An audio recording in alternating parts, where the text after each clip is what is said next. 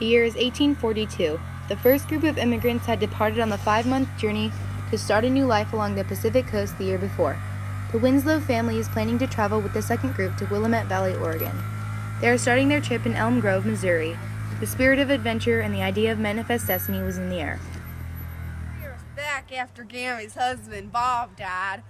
She went a little, Bob! Bob, where are you? Now she thinks the chicken is her husband. Bob! I told we have to leave, Mommy. I don't want to leave all my friends behind. Honey, Cousin Earl left for Oregon last year, and he was only with a few other settlers, and we need to go settle with him. Besides, can't you imagine all that untouched farmland? They don't call it the land of milk and honey for no reason. Isn't that right, Bob? To manifest destiny, we have the right and duty to settle the land from here to the Pacific. It won't be that hard anyway. I expect it'll just be flat land all the way there. I packed my dollies. The Winslow family dresser and 1,000 pounds of food for the trip. I brought my trusty rocking chair. What'd you bring, Bob? Flint, oil, hammer and nails, and other things to help us along the way.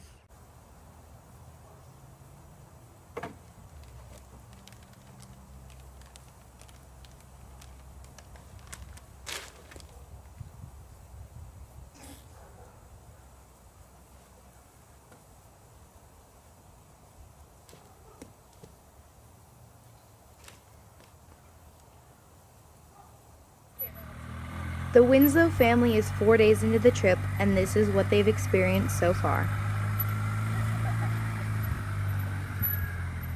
Yesterday, I was jumping from wagon to wagon with some of the other kids, and old Elijah White told me to stop that ruckus before he arrested me because what I was doing was against the laws of the trail.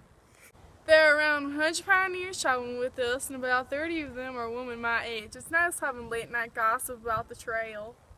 Did you all see Mary's petticoat yesterday? It was so ugly. Oh ugly. my God, did you see I wanted to all throw those a buttons? lot. I heard from some of the other settlers that there was a man in California who lived to be 250 years old. You hear that, Bob? We're living to 250. What we've experienced these last few days, nobody really knows what to expect. I bought a guidebook back at the takeoff spot in Elm Grove, and it says that the trip will be fairly easy except for the rivers. The Winslow family is now 4 months into the trip. This is what they've experienced. Some days are better than others. One day the oxen could hardly even move.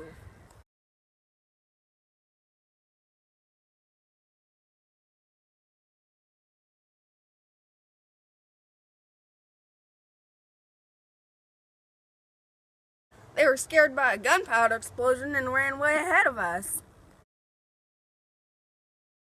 Not only that, but most of my friends don't have schooling on the trail. But not me. My mom is teaching me. My daughter's so smart. Hey, honey, now that you learned your ABQs, we can teach you how to count. 1, 4, 9, purple, triangle, rhombus, octopus. I've looked death in the eye 9 times.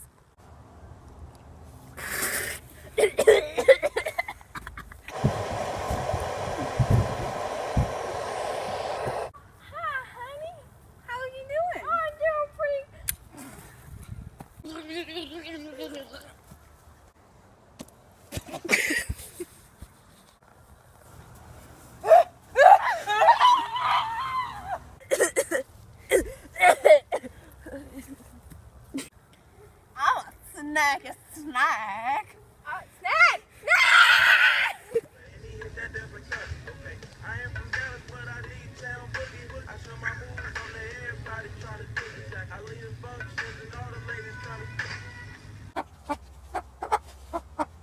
No, Grandma cheated death 9 times. Others haven't been so lucky.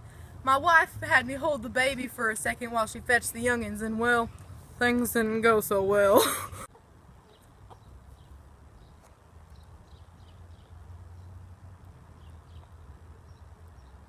I'm so tired of always eating the same thing. Bread, beans, and coffee only taste good for so long. At least I brought some bacon for morning meals. On dry days were the worst. I would get all sweaty and the dirt on the trail would dry out and ended up all over the place. In our clothes, in our eyes, stuck to our bodies, and even in our food. But rainy days were bad too. The wagon would get stuck, so I would have to get grass to put under the wheels and push the wagon out. A lot of times there wasn't that much grass to find because the oxen had eaten most of it. Stay for me was when my pantyhose bounced off the back of the wagon. As if that wasn't embarrassing enough, the oxen saw it and they ate it. Ended up trading the knife for a pair of buffalo skin pantyhose from the natives to replace the ones that were eaten. The Winslow family has finally arrived in Willamette Valley and are starting to settle down with the other settlers in the group and the other settlers that had survived on the trip the year before. Though we've gone through some tough days, we've had some good days too, like the day we saw Chimney Rock. Oh look, there's Chimney Rock!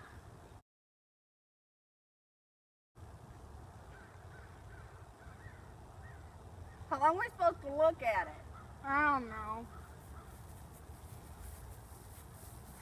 Towards the end of the trip when we stopped at Soda Springs.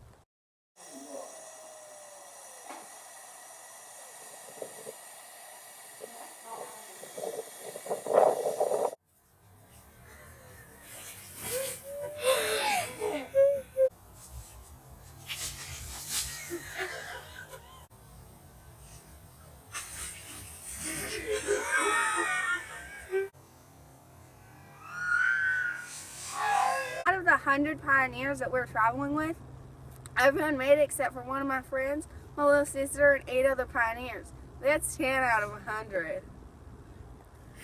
All I care about is that me and Bob made it. When we arrived in Willamette Valley, we were given 12 acres and we started a farming business. Part of the trip was buffalo hunting.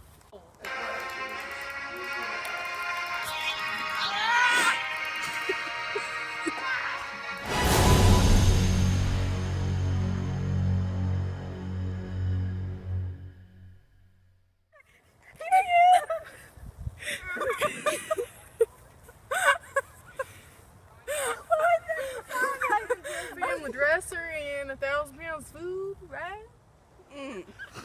Good job. Right?